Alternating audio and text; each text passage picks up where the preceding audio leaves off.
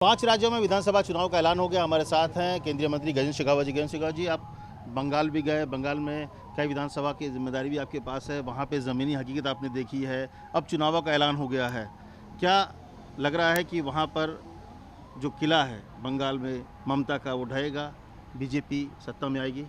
देखिए, जिस तरह की भगदड़ टीएमसी पार्टी में मची थी, जिस तरह से टीएमसी के एक को एक छोड़ करके कद्दावर नेता छोड़ करके बाहर निकल रहे थे, और जिस तरह से आम जनता का रुझान, आम जनता की सहानुभूति, आम जनता का सहयोग, आम जनता का समर्थन भारतीय जनता पार्टी के द्वारा किए गए हर छोटे बड़े राजनीतिक कार्यक्रम में पिछले दिनों में मिल रहा है, ये इस बात का परिचायक है कि जनता अब भय, भूख, भ्रष्टाचार और आतंक की राजनीति को नकार सुशासन और विकास की राजनीति को स्वीकार करने का मानस बना चुकी है।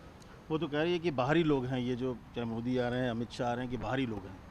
हाँ जी, देश के गृह मंत्री को, देश के प्रधानमंत्री को बाहरी कहना, मुझे लगता है ये अपने आप में इस बात की खिसियाहट है। मैं एक बात पूछना चाहता हूँ दीदी मनी से कि 16 के चुनाव में जब आप एक सफलता की आंधी पर सवार थी, तब आपको मोदी, अमित शाह ये बाहरी क्यों नहीं दिखाई देते थे? आज क्यों दिखाई देने लगे? वो इसलिए दिखाई देने लगे हैं कि आपके नीचे से राजनीतिक धरातल समाप्त हो गया है, राजनीतिक समर्थन समान निकल चुका है, आपको जनता ने अस्वीकार करने का मानस बना दिया है। वो कह रही है कि हम पिछले चुनाव में 2016 के चुनाव से ज़्यादा बड़ी जीत जो संख्या है जीतेंगे। खाली बीजेपी जो है वो माहौल बना रही है लोगों को लाकर, क्योंकि यहाँ के लोगों का समर्थन नहीं मिल रहा है, लेकिन माहौल बना रही है सिर्फ। देखिए, मेरी शुभकामनाएं दीदी को, लेकिन दीदी हकीकत को आप आँख मुँह जो है बंद करके पहचानने से इनकार करेंगे, उससे कोई लाभ नहीं मिलने वाला है।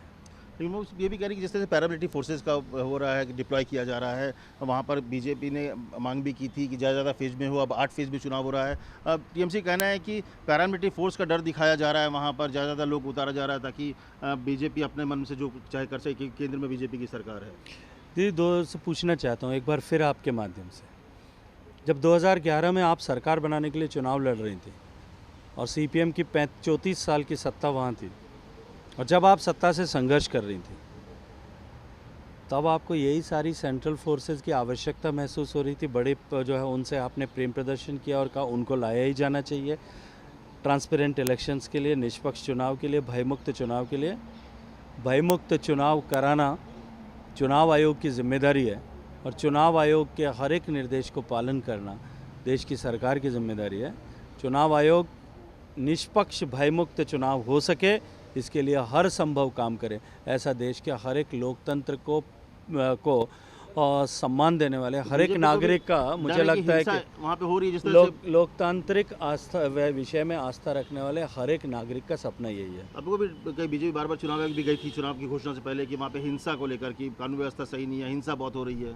देखिए, डर है आप लोगों को? पश्चिम बंगाल में पिछले वर्षों में भारतीय जनता पार्टी के 135 से ज़्यादा कार्यकर्ताओं की नृशंस हत्याएं की गई। भारतीय जनता पार्टी के हजारों कार्यकर्ताओं को निरपराध जेलों में ठूंसा गया। हजार कार्यकर्ता ऐसे हैं जिनको डर के मारे, पुलिस के झूठे मुकदमों और यातना के कारण से डर के मारे अपने घर से बाहर भाग करके रहना पड़ रहा है। हज़ारों कार्यकर्ता ऐसे हैं जिनके पीठ पर परमानेंट लाठियों के निशान बन गए, अत्याचार के निशान बन गए। हज़ारों मेरी महिला कार्यकर्ताएं ऐसी हैं जिनके साथ में अपमानजनक अत्याचार हुआ। क्या उसके बाद में भी हम उस अत्याचार और हिंसा की बात न करें? लेकिन दीदी, कितने भी अत्याचार करिए, आप डरा करके न भारतीय जनता पार्टी के कार्यकर्ताओं को रोक पाएंगे, न थाम पाएंगे, न उनके इरादों को कमज़ोर कर पाएंगे, न उनके इरादों को बदल पाएंगे।